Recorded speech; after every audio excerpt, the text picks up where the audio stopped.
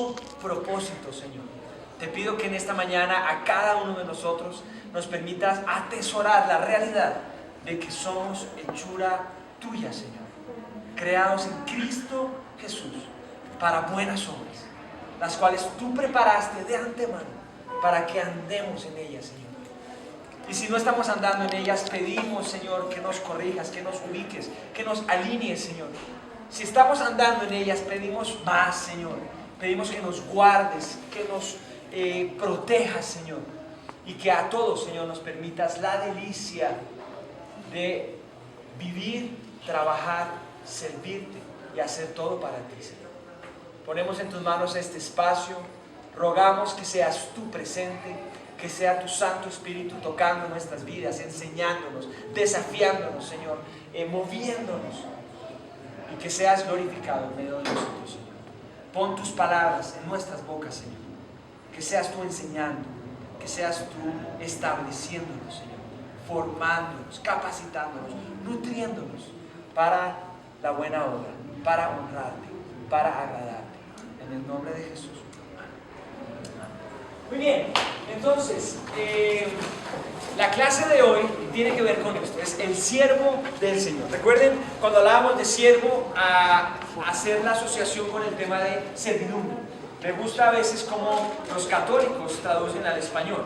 ¿Sí? He aquí la esclava del Señor. Uno dice, güey, ¿cómo así que no, la sierva del Señor? ¿Sí? He aquí la esclava del Señor. En el sentido de que el siervo es eso, el que está esperando honrar, responder, agradar, obedecer, seguir, ser leal a su Señor. Ok, ¿qué con el siervo del Señor? Primero, no debe ser contencioso.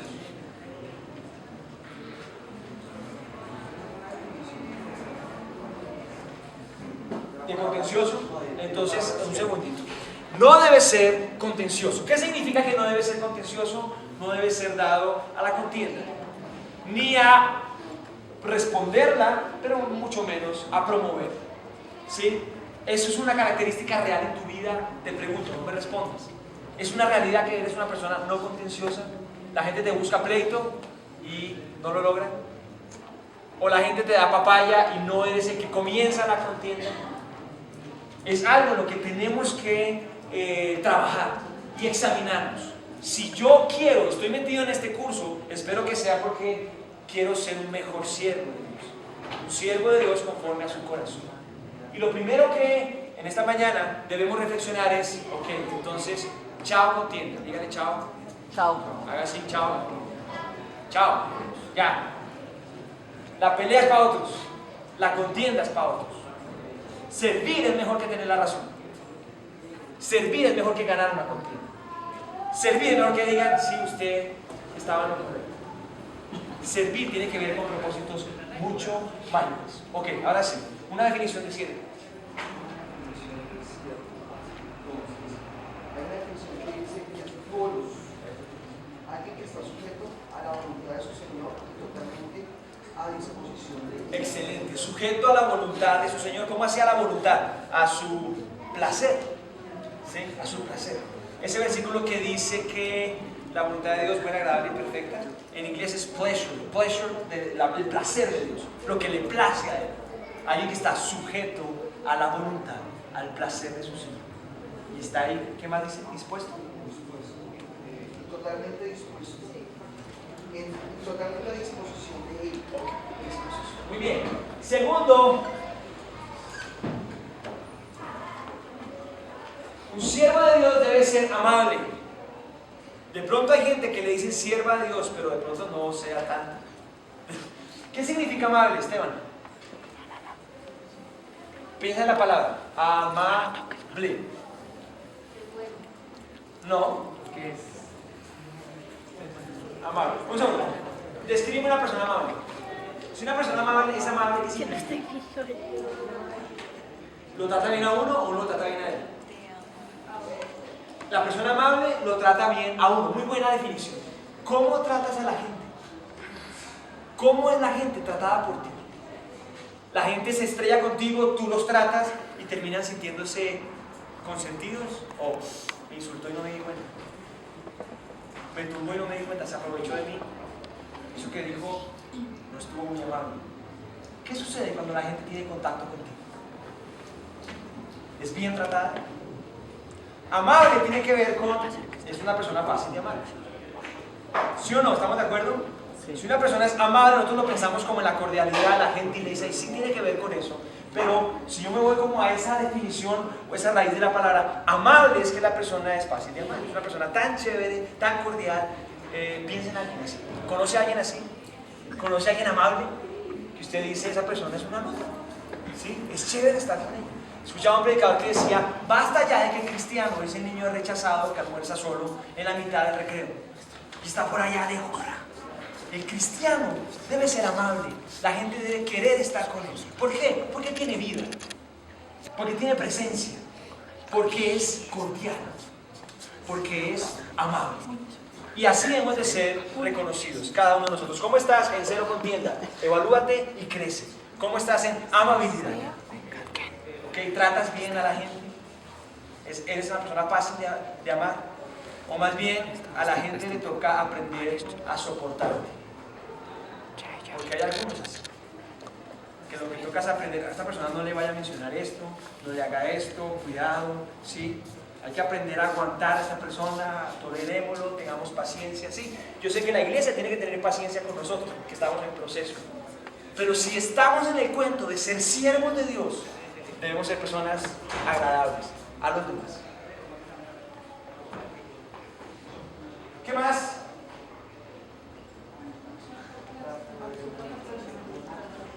Apto para enseñar.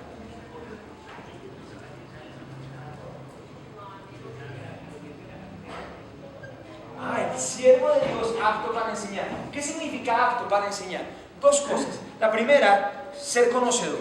Tener algo que aportar, que dar de ejemplo, que enseñar a otros. Pero otro, también como tener esa característica que le hace una oportunidad de maestro. ¿Qué significa eso? Yo puedo tener cosas que decir, pero no tener el escenario donde decirlas. ¿Por qué? Porque no me he ganado el derecho de ser escuchado. Yo puedo tener cosas muy increíbles que dar a otros. Por ejemplo, yo puedo llegar a una congregación, ¿sí? Ser nuevo y ser un muy buen maestro. Pero nadie me conoce, nadie me come cuento, nadie sabe quién soy, ¿sí? Nadie ha comprobado que yo soy una persona juiciosa, amable, no contenciosa. Entonces, aún no hay una plataforma para enseñar. El acto para enseñar no es solo que tenga la capacidad de enseñarlo, sino que sea una persona idónea para hacerlo, ¿sí? Y los maestros deben ser ejemplares, deben cuidarse de lo que hablan, deben examinarse a sí mismos, ¿sí? Y debemos buscar eso, que nuestra vida esté aprobada y además que tengamos del Señor para poder dar a otros. ¿Cómo podemos llegar a dar a otros? Tomando del Señor. La iglesia necesita gente que se meta con Dios, que Dios les dé y entonces vengan y nos bendigan con lo que Dios les ha dado. La gente no está esperando tu talento ni tu buena pinta. La gente está esperando tu conexión con Dios. Y entonces, lleno del Señor, que vengas y aportes a esta fiesta, a esta reunión, a esta convocatoria, donde buscamos honrar a Dios y bendecirnos unos a otros. ¿Eres de esas personas que se mete con el Señor y que viene aquí cargado diciendo: uy, Señor, ojalá el culto de hoy sea de esto, porque yo estoy pero tan conectado con esto, estoy que exploto, y llega una persona y tú la abrazas, le das, dices: el Señor me dijo esto, me dio esto, tengo que orar por ti, tengo esta palabra, tengo esto en mi corazón? Tenemos que meternos con Dios y entonces ser aptos para dar a otros, para aportar a otros. ¿A quién le corresponde eso? ¿Al que predica? Sí, pero no solo a él. ¿A quién? A todos. No puedo decir que a todos, porque aquí hay ovejitas. Al siervo, sí. Y esperamos que lleguen al punto de madurez. Pero al siervo. No, yo soy siervo, pero hoy no tengo nada. No me agendaron ni en alabanza, ni en mujeres, ni en sonido, ni en escuela, ni... Hoy yo no hago nada, hoy yo vengo de ovejita. Sí, ¿cómo no? Si tú eres siervo, tú has de vivir la realidad de siervo permanentemente. No en estas cuatro paredes donde es más fácil. Aquí es fácil hasta invitar. Yo conocía, teníamos un joven en la iglesia que había aprendido a hablar en lenguas así limitado, porque si no hablaba en lengua no lo dejaban servir en la iglesia donde estaba. Entonces todavía y hablaba, tramaba a la iglesia para que lo dejaran. Aquí es fácil tramar a todos, pero lo que no es posible es que Dios toque a otros a través de tu vida si tú no te metes con Dios, si tú no te limpias de las cosas que son feas a Dios. No es posible. Lo habíamos hablado. El que se limpia de estas cosas será instrumento de honra en las manos del Señor. Okay. ¿Algo con el tema de apto para enseñar? Ok, listo. Sufrido. ¿Qué es sufrido? Dime. Dentro del apto para enseñar también es ser enseñado. Sí, de acuerdo, de acuerdo. Sufrido. ¿Qué es sufrido? Que Es no un sea, pobrecito, que no sea me toca Bambi. todo muy terrible, ¿cómo me va de mal en la vida? Que no sea Bambi. Que no sea Bambi, sí. Que no sea un pobrecito, ¿cómo? Que le cuesta, que paga un precio, Que se esfuerza. que se niega, Que sientan los demás. que se duela, que lleve el punto sin problema. Sí.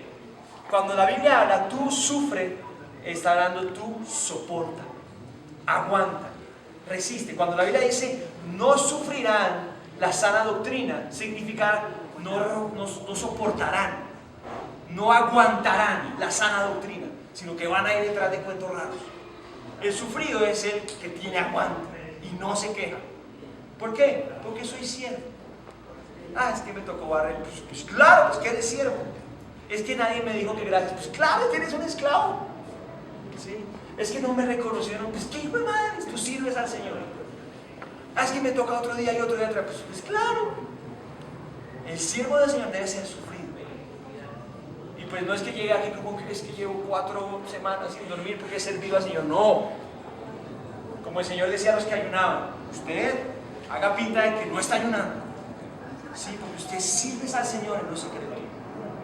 Hay que llevarle el culto, hay que sufrir, hay que meterle la ficha, hay que aprender versículos, hay que madrugar, hay que llegar, hay que trasnochar.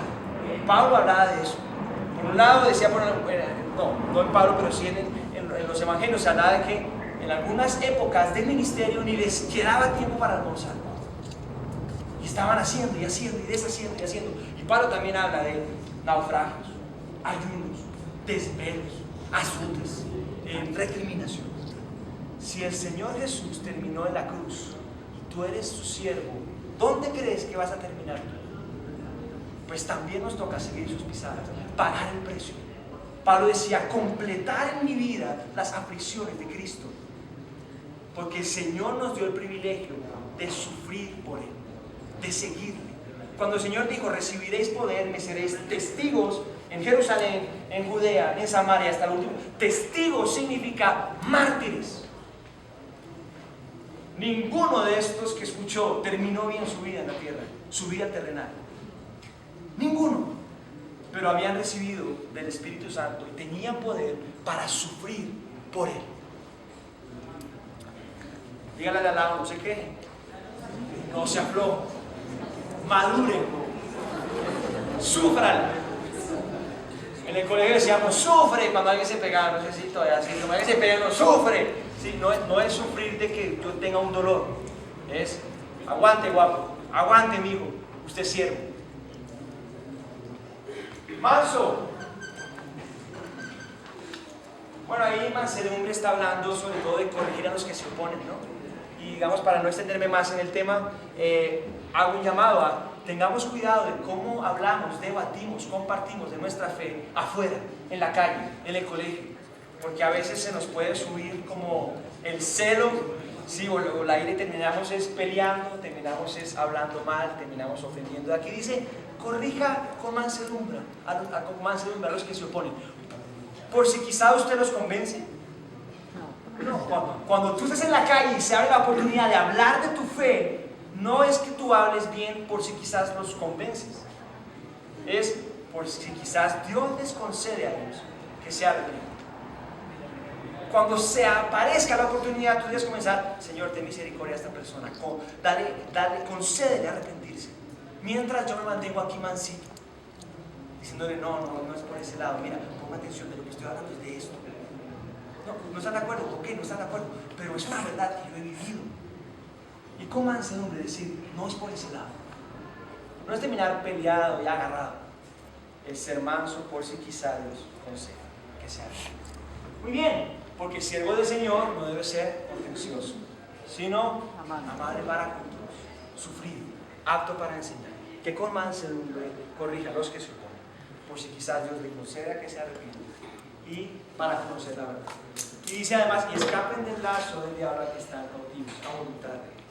Ok, muy bien, hablando del siervo de Dios, primero, es parte de la iglesia.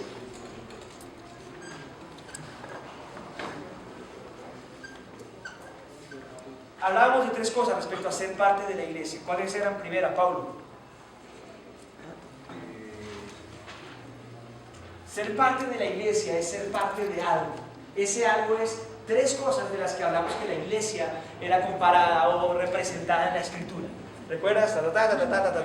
La iglesia es una, la iglesia es un, la iglesia es uno. ¿Cómo? Familia, primero, ok.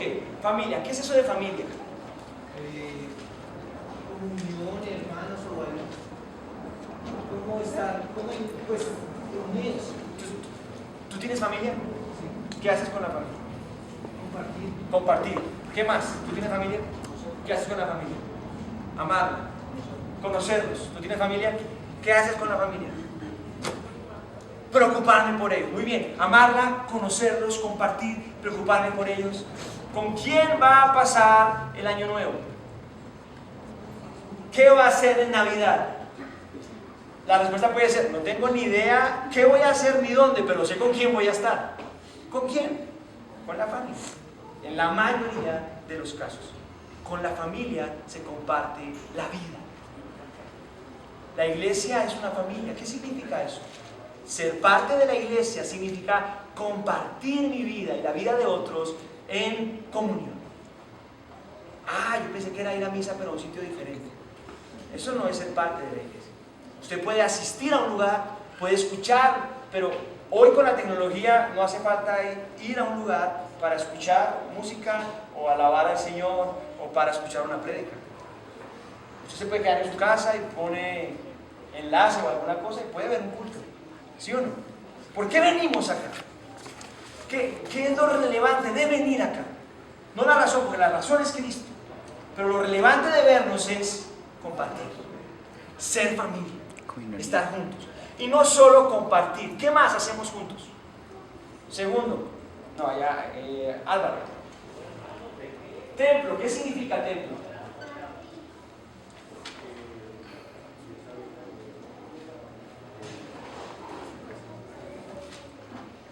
Eso es verdad, pero cuando hablamos de templo, hablamos de lo que entregamos al Señor. ¿Qué es un templo?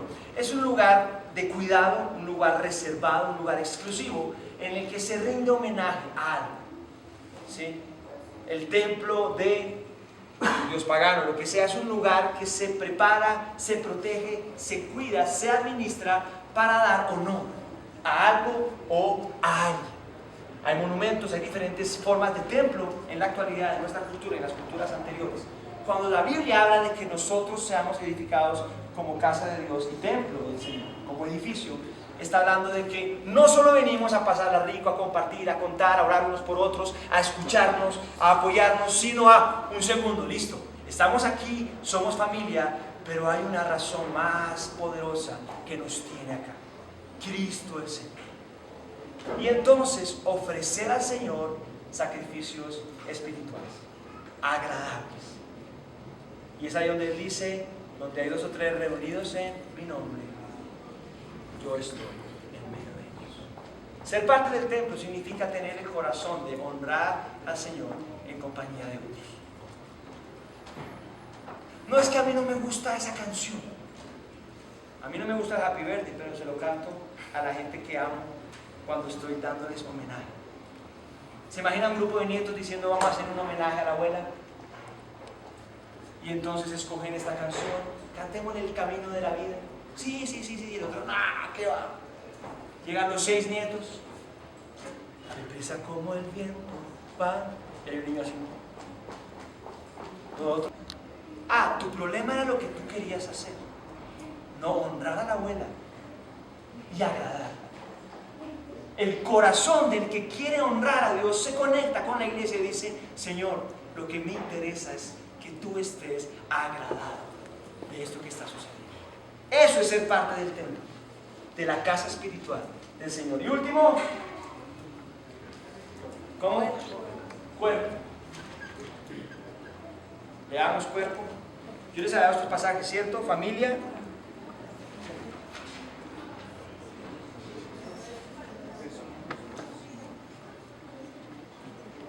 Si lo hayan anotado, se los digo rápido. Familia, Efesios 2:19. Templo de Dios, ¿dónde está eso? No, Juan 1:2 es también familia porque habla de Primera seguirnos. Pedro 2:5. Primera de Pedro 2:5, ¿qué dice? Como piedras vivas, ser edificados como casa espiritual. Muy bien. Y el cuerpo. Efesios 4:1. Escúcheme y leamos. Lo voy a leer y después le pregunto a Dico Astuza que nos diga qué es lo que dice ese versículo. ¿Listo? Escuchemos. De quien todo el cuerpo, bien concertado y unido entre sí por todas las coyunturas que se ayudan mutuamente, según la actividad propia de cada miembro, recibe su crecimiento para ir edificándose en amor. ¿Qué me dice esto respecto de ser parte de la iglesia? Es tener un crecimiento constante. Crecimiento constante, ¿ok? Vuelvo a leer. De quien todo el cuerpo, bien concertado y unido entre sí por todas las coyunturas que se ayudan mutuamente, según la actividad propia de cada miembro, recibe su crecimiento para ir edificándose en amor. Bueno, pues es un crecimiento obviamente junto con mi familia. Juntos, ¿ok? Juntos. Pues de pronto hago una relación como lo dice la Biblia, cuando crece el trigo y la cizaña. Es un crecimiento donde tengo que ser formado. Sí, soy formado. Dice unidos entre sí, ¿no? ¿Quién necesita que en el corazón al cerebro o el cerebro al corazón? Como mutuamente, ¿no? El corazón, si el cerebro no le da la instrucción, se jodió. ¿Sí? Y el cerebro, si el corazón no le manda oxígeno, se fregó. Unidos entre sí por todas las coyunturas que se ayudan mutuamente. Pero además dice, según la actividad propia de cada miembro. ¿Cuál es tu actividad? No, mi actividad es sacar una sonrisa al que viene triste. ¿Cuál es tu actividad? Mi actividad es ser ejemplo e inspiración a otros más chiquitos que yo. ¿Cuál es tu actividad? Mi actividad es orar por otros. ¿Cuál es tu actividad? Mi actividad es abrazar. Yo soy el abrazador, no de las chicas, del pueblo. ¿Cuál es tu actividad? Mi actividad es invitar a otros a alabar a Dios. La actividad propia de cada uno. ¿Ok? Siervo de Dios, servidumbre en el reino, mayordomos en su casa, primero parte de la iglesia. Había una tarea por ahí, compártaselas de al lado. ¿Sí? ¿Qué tan parte eres? ¿Cómo era la pregunta? ¿Por qué ser anunciado? No, había una pregunta que tenía que ver con el tema de la iglesia. ¿Cómo eres parte de la congregación? ¿Cómo eres parte de esta congregación? Respóndale al de al lado. Yo soy parte de esta forma todavía no. De pronto comencé diciendo cómo me llamo, cómo me llamo.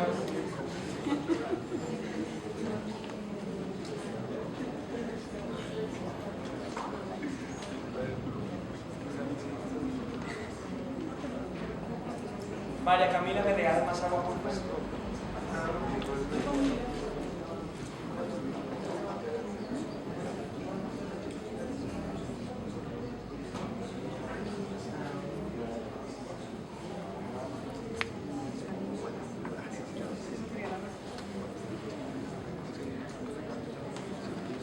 De pronto usted se evalúa y usted dice, uy, yo soy muy parte de la familia, ¿sí?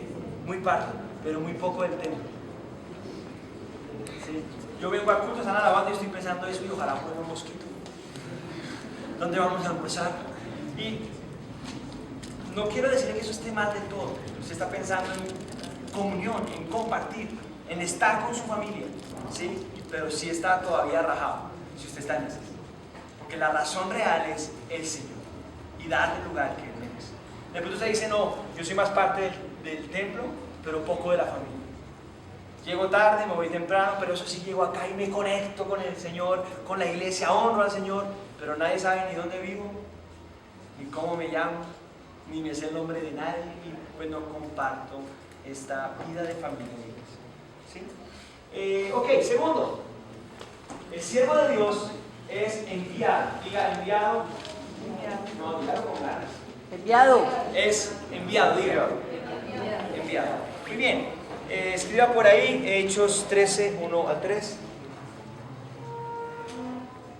Póngame atención. Había entonces en la iglesia que estaban en Antioquía profetas y maestros. Diga profetas y maestros. Repita conmigo. Bernabé, Simón, Lucio, Manaén y Saulo. ¿Listo? ¿Está ubicado en la película? Había en la iglesia profetas y maestros, estaban esto lo que dice, ministrando estos al Señor y ayunando, dijo el Espíritu Santo. ¿Quién dijo? El Espíritu Santo. ¿Quién habló? El Espíritu Santo. Dios. Apartadme a Bernabé y a Saulo para la obra a que los he llamado. Estando ellos en el cuento, el Espíritu Santo dijo, señores, quiero Pablo, Saulo y Bernabé para una obra especial. El obrero, el siervo, el ministro es enviado, no es regalado. No tenemos que regalarlo porque ya nos compraron. Somos de Él, somos esclavos, le pertenecemos. Pero no es de ofrecidos, no es de colados, es como enviados del Señor. ¿Qué estás haciendo para el Señor? ¿El Señor te envió a eso o te lo inventaste? Es que cuando el Señor no me envía, yo tengo solo tres opciones. Esperar, que es lo correcto, o buscar. Imitar, que es incorrecto, que es, como estos otros hacen, pues yo voy a hacer. O inventar. A mí me parece que yo debo hacer es esto. Claro, es más barato y más fácil imitar a otros, ¿cierto? No sé cuál es el camino al que el Señor me mandó ni qué hacer, pero me gusta esto que está haciendo este de al lado, entonces yo voy a imitarlo en su tarea. No, yo puedo imitarlo en su carácter, en su madurez. Puedo hacer como Él hace, pero no debo hacer lo que Él hace. Lo otro es inventar. ¿Sabe qué? Me voy a inventar algo. Por aquí hay unos niños que no tienen que comer, voy a irme por allá. O puedo más bien esperar, escuchar y que el Señor diga, quiero que te apartes para mí, tengo una obra para ti. El siervo hace lo que su Señor le ordena. Imagínese un día de usted como esclavo. Usted llega a la oficina y hace lo que le parece, o lo que otros hacen, o lo que se pueda inventar. No. Usted consulta primero, usted pregunta primero, usted se mete con su Señor y le dice, ¿qué quieres? Este Pablo se había conocido con el Señor, se había encontrado con Él. ¿Y qué le dijo en el encuentro? Pablo le dijo, Señor, ¿qué quieres que yo haga? No dijo, Señor, ahora que te conozco, que voy a grabar 1000 CDs. Yo tengo en mi cabeza todo este ministerio que voy a hacer. No, Señor, ¿qué quieres que yo haga? Y unos añitos después, habla el Espíritu Santo y dice, apártenmelos para que hagan la tarea a la que los he llamado. Ok, tercero, sirve a Dios.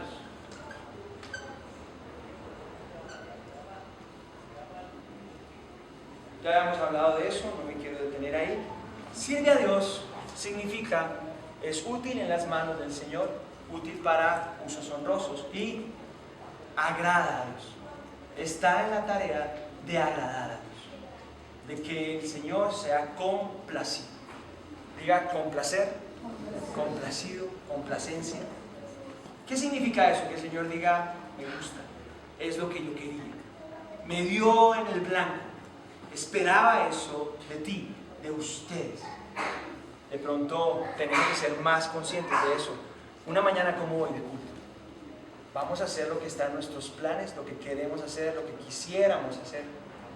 O vamos más bien esperando que el Señor nos permita complacer. Señor, ¿qué quieres? Porque es fácil hacer lo que nos gusta, lo que estamos acostumbrados, pero a veces cuando se nos enfrenta con la voluntad de Dios es diferente. ¿Recuerda la historia del joven rico? Llega donde el Señor, ¿qué tengo que hacer? Etcétera, etcétera. El Señor le pregunta, hay que cumplir los mandamientos. Y él responde, ¿cuáles? Le da una pequeña lista. Y él dice, todo eso he guardado desde mi juventud. ¿Era juicioso? ¿Sí? ¿Había logrado cumplir cosas importantes? Sí. El Señor le dice, una cosa te falta. Ve, vende todo, dalo a los pobres, ven y sigue. Cuando Dios le revela la voluntad, ahí se quedó corto. Había cumplido con esto, con aquello, y de pronto aquí vemos personas que cumplimos con cosas, pero no necesariamente con la demanda de Dios a nuestras vidas. Entonces todavía nos falta para crecer como ser siervos. El siervo no es el que hace lo que le parece, es el que responde al llamado. ¿Por qué Jesús le dijo al joven rico, ve, vende todo lo que tienes y ven y sigue? ¿Por qué? No creo. Jesús sabía que eso le iba a costar, pero no creo que se lo haya dicho por esa razón. Creo que hay una razón más poderosa por la que Jesús se lo dijo. Pues él sabía que en eso estaba su corazón. Él sabía que no estaba su corazón, entonces ¿qué? Lo quería rajar. Quería que se diera cuenta que estaba rajado. De pronto, Puede ser. yo pensaba así, hasta que sentí que el Señor me dijo, no, Juan, ¿sabes por qué le dije a ese joven eso? Porque era verdad y era lo mejor. ¿Qué locura? Muchas veces pensamos como el Señor lo rajó, ay, lo tiró. ¿No? El joven rico no se fue triste por lo que Jesús le dijo. Se fue triste por no haber sido capaz de responder a la voluntad de Dios. Usted no se imagina la clase de vida que le esperaba a este muchacho siguiendo al Señor. Hubo otros que habían rogado seguir al Señor. El Señor les dijo, no, quédate. Lo mejor que le podía haber pasado al joven rico era escuchar eso. Como lo mejor que te puede a ti y a mí pasar es escuchar lo que Dios pide. Tenemos mucho esa mentalidad y a veces nos pasa cuando nos acercamos al Señor. El Señor me va a pedir lo que me cuesta. Lo tengo pillado. No es sino que me acerque a su presencia. Él me va a pedir esto y esto. Lo que el Señor quiere es que yo dé cosas que cuesten. No necesariamente. ¿Qué es lo que el Señor quiere? Lo mejor. Amén. Lo mejor. A mí me angustia pensar en el joven rico de todo lo que se perdió. Me angustia. Me angustia. Yo veo la vida de Pablo y digo, qué maravilla de vida. Quisiera vivir algo así. Veo la vida de Pedro y digo, qué locura. Que saquen los enfermos para que con mi sombra sean sanados por el poder de Dios. Y digo, ¿y qué le esperaba al joven rico? ¿Qué le esperaba a él? Y no fue capaz de pagar el precio. Le quedó grande y se fue triste. Hay una demanda de Dios para nuestras vidas. Ser siervos del Señor es un privilegio incomparable, pero hay un precio que si tú y yo no pagamos, no podremos ver el resultado al final.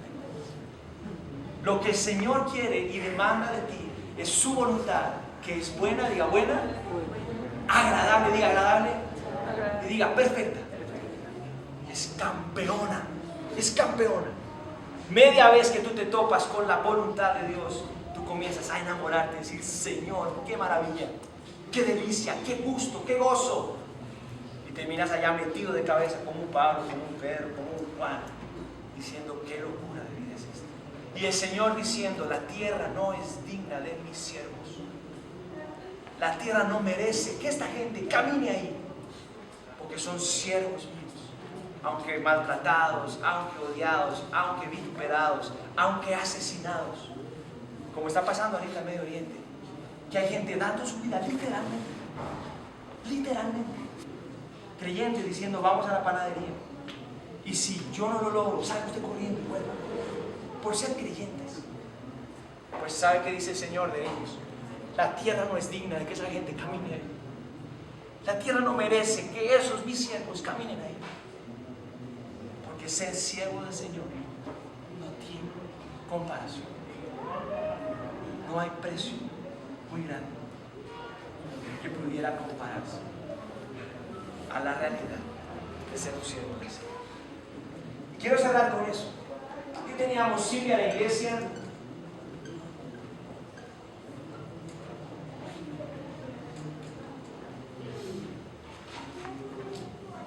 25 paga el precio.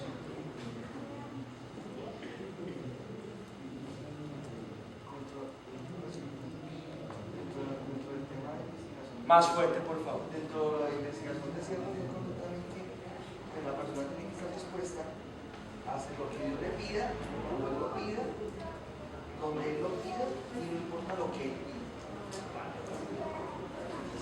Pero tenga presente que es lo mejor. Es lo mejor. Usted puede no entenderlo,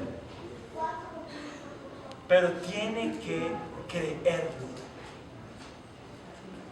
La obediencia, el servicio, tienen últimas que ver con mi perspectiva de quién es Dios. ¿Quién es Él para mí? ¿Quién es Él para mí? Uso este ejemplo a veces en esta clase y es, imagínense que usted está jugando billar, usted es medio flojo, pero usted tiene muchas ganas de volverse bueno en el billar. Le gustaría poder hacer 80 en serie, o no sé, 20, va 3 bandas. Y usted está jugando billar y pasa alguien por el lado y le dice, vea, está poniendo mal la mano ahí, tiene que hacer esto. ¿Cuál es la primera pregunta que usted se hace? Puede que no la diga. ¿Este quién es? ¿Este man quién es? ¿Este man quién es? Hay varias respuestas posibles a eso. ¿Este man quién es? No, pues es el borrachito aquí de la esquina que no hace sino fregar a todos los que vienen a jugar billar. Hermano, vaya para su casa. No, es el bicampeón mundial de billar. Espérate, venga, ¿cómo es que tengo que poner la mano? La respuesta, la obediencia, el seguir depende de mi perspectiva que yo tengo, de aquel a quien sigo. ¿Quién es Dios para mí? Perfectamente sabio, poderoso, bueno, incomparable, majestuoso, eterno. Lo que Él diga para mí es leal. ¿Por qué? Por quien Él es. Así no me parezca. Hermanito, yo soy el pescador, llevo aquí 40 horas, no salió. Cuando no hay peces, no hay peces. Mas en tu nombre echaré la red. Y echan la red y después se revienta. ¿Por qué? Por aquel que ha hablado. ¿Por quién es Él? No es si te parece. Señor, mira, 1 más 1 da 2. No es por tu percepción, por tu lógica, por tu comprobación. Es por quién es aquel que está hablando. Es por quién es aquel que está hablando. Y media vez nosotros nos conectamos con los caminos de Dios, decimos, no hay nada más maravilloso que eso. El mundo está lleno de invitaciones a no hacer lo que Dios te pide. Pero Dios te ruega en sus siervos, os ruego por la misericordia de Dios que presentéis vuestros cuerpos en sacrificio vivo, santo, agradable, que es vuestro culto racional. Y cambia tu manera de pensar. ¿Para qué? Para que compruebes que la voluntad de Dios es lo mejor. Media vez tú vives en eso y tú dices, qué maravilla, qué delicia, qué gozo, qué privilegio. Vea, salga usted a la calle como yo a decir, vea, yo me casé a los 30 años, me casé virgen. La única mujer que besé en mi vida fue Mónica, mi esposa. Llegué a los 30 años al altar virgen. Se ríen de usted. Pero ¿cómo así? ¿Qué le pasó esto? Usted tiene que hacer esto o aquello, etcétera, etcétera, etcétera. Eso dicen aquellos que se divorcian, que están sufriendo, que están diciendo ahora, no soy feliz. Yo en cambio me río y digo, los caminos del Señor son deleitables, son hermosos, son maravillosos, son geniales. Pero no es ver para creer, es creer aquel que lo dice y después sí comprobar que su buena voluntad es buena, agradable y perfecta. Usted mira para atrás y dice, Dios me ha hecho bien. ¿Qué hay que hacer? Pagar el precio. Pagar el precio. Tú pues, como buen soldado de Jesucristo, sufre penalidades, paga el precio. Ninguno que milita se enreda en los negocios de la vida a fin de agradar a aquel que lo tomó por soldado. Y el que lucha como atleta no es coronado, sino lucha legítimamente. El labrador, para participar de los frutos, debe trabajar primero.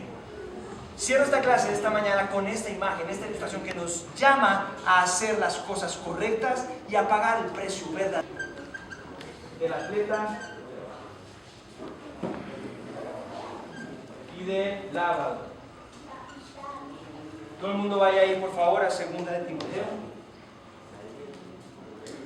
Segunda de Timoteo capítulo 2.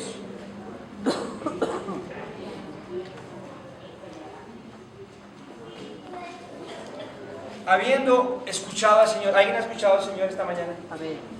¿Algo le ha dicho Dios? ¿Algo? ¿Sí? A ver, quiero que levante su mano. Si Dios le dijo algo, no yo, porque no he hecho sino hablar.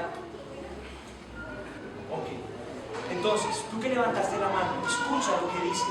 Tú pues, como buen soldado de Jesucristo, sufre penalidades. ¿Estamos ahí? 2, verso 3. Lea conmigo si tienes la Reina Valera 60. Lea conmigo fuerte. 3, 4. Tú pues sufre penalidades como buen soldado de Jesucristo. Ninguno que milita se enreda en los negocios de la vida a fin de agradar a aquel que lo tomó por soldado. Y también el que lucha como atleta no es coronado, sino lucha legítimamente. El labrador, para participar de los frutos, debe trabajar. ¿Qué con el soldado? ¿Qué dice la Biblia del soldado? El que es soldado no se enreda en otras cosas de la vida. ¿Se imagina usted un día de esos coger un taxi, montarse en el taxi y ver que el que va manejando en el taxi tiene uniforme militar y tiene aquí unas barras y es capitán del Ejército Nacional de la República, pero manejando el taxi? Oiga hermano, ¿y usted qué? No, es que yo manejo taxi también, pero usted acaso no es como soldado, hermano, es capitán. Sí, lo que pasa es que me va bien con el taxi, estoy cómodo, gano otra platica y esto. ¿Y sus comandantes qué dicen? No, pues estoy medio volado, imagínese. O sea, usted no está cumpliendo su función. Pues claro que no, porque ninguno que se enreda puede agradar a aquel que lo toma por soldado. ¿Qué le toca a él? Ser disponible. Y ojo, no sé si usted sabía, pero un soldado que evade su responsabilidad incurre en un delito que es pagado con cárcel. No sé si lo sabía. Un soldado que está en la garita, si se duerme, eso va a caer a cárcel. Porque es abandono de su tarea, abandono de su puesto, dormirse nomás. Y la Biblia nos compara con soldados y nos dice, si quieres agradar al Señor, no te enredes. No te enredes. No te enredes en la vida. El atleta dice, el atleta no es coronado si no lucha legítimamente. Diga legítimamente. Siempre que pienso en esta imagen me acuerdo de los Olímpicos hace dos sesiones. Yo estaba viendo el final de una maratón y llegó el man que estaba adelante, pero súper adelante, le llevaba como 1 kilómetro al segundo. Y la última recta o el último tramo era la vuelta olímpica en el Gran Coliseo. Y él iba, entra, pero estaba sobradísimo. Cuando llega, le notifican que acababa de ser descalificado. Porque había levantado, era maratón en marcha, y había levantado por tercera vez los 2 talones. 40 kilómetros el loco haciendo la tarea bien. Llegó y tenía el segundo, lo tenía lejos como un loco. Y antes de entrar al Coliseo a dar la última vuelta, no había podido hacerla así, otra vez levantó los 2 pies. Descalificado. ¿Llegó de primeras? ¿Sí o no? Sí. ¿Pero qué no recibió? La corona. El premio. Y así es en la vida cristiana. Tú puedes llegar de cualquier forma. ¿Sí? Usted puede apagar, incluso terminar ya de predicador.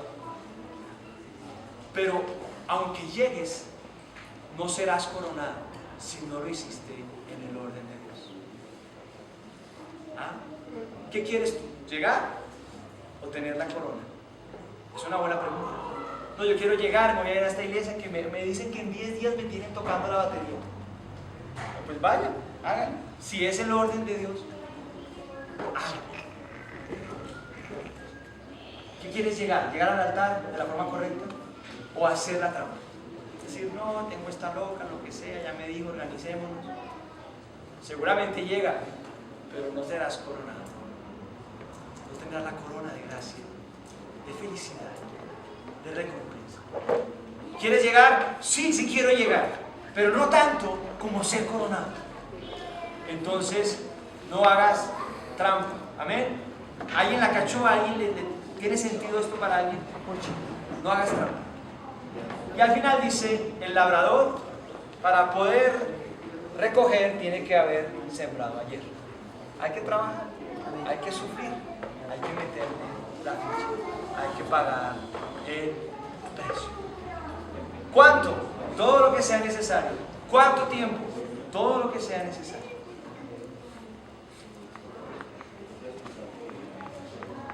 Me emociona la vida de Pablo. Antes le tenía bronca, hoy me inspira, pero le confieso, hubo 10 años de mi vida cristiana que no me menciona a Pablo. Ese man me cargaba. Ahora me inspira. No sé si usted sabía, Pablo terminaba de predicar, se quitaba la ropa y esa ropa la llevaban al hospital y la gente la sanaba. Pesado, ¿no? Pero pesado. ¿Se imaginan? Usted llegar a su casa, quitarse, tirar la ropa para ahí y su esposa inmediatamente estaba una gripa la hijo de madre. Perfecto. No, y cosas más locas, impresionantes, hermosas, maravillosas que han vivido los siervos del Señor que han decidido pagar el precio. Pero hay una característica, un rasgo fundamental en la vida de Pablo que tenemos que imitar para caminar en esas alturas, porque muchos decimos, yo quiero experimentar eso, como un Elías, como un Daniel, una cosa loca, pero no queremos pagar el precio. Ah, pues fácil, ¿no? Me acuerdo de una predica muy vieja de Marcos Witt que dice, una vez se me acercó una persona y me dijo, quiero que ore por mí, Pastor Marcos. Sí, claro que quiere. Vea, yo quiero que usted pida al Señor porque todo lo que usted sabe de música, todo lo que usted tiene de música, me sea traspasado a mí. Y Marcos dice, yo voy a orar por usted, pero por su flojera. Que no sea vago, que trabaje. Yo estudié tantos años en el conservatorio, yo pagué un precio. Queremos estar allá, pero no pagar el precio de llegar allá. Pablo llegó seguro porque en su corazón atesoraba uno de los versos favoritos que veo yo en la escritura, que tengo de la escritura. Decía, pero de ninguna cosa hago caso, ni estimo preciosa mi vida para mí mismo, con tal que acabe mi carrera con gozo y el ministerio que recibí del Señor Jesús, para dar testimonio del Evangelio de la gracia de Dios. Ahí está la clave. Mi vida me vale sí. No me importa nada. Con tal de que acabe la carrera que el Señor me llamó a y que cumpla el ministerio que el Señor me llamó a ejercer. Esa es parte de su tarea. Póngase de pie, oremos. Que esa sea más parte de nuestra tarea, parte de nuestra vida.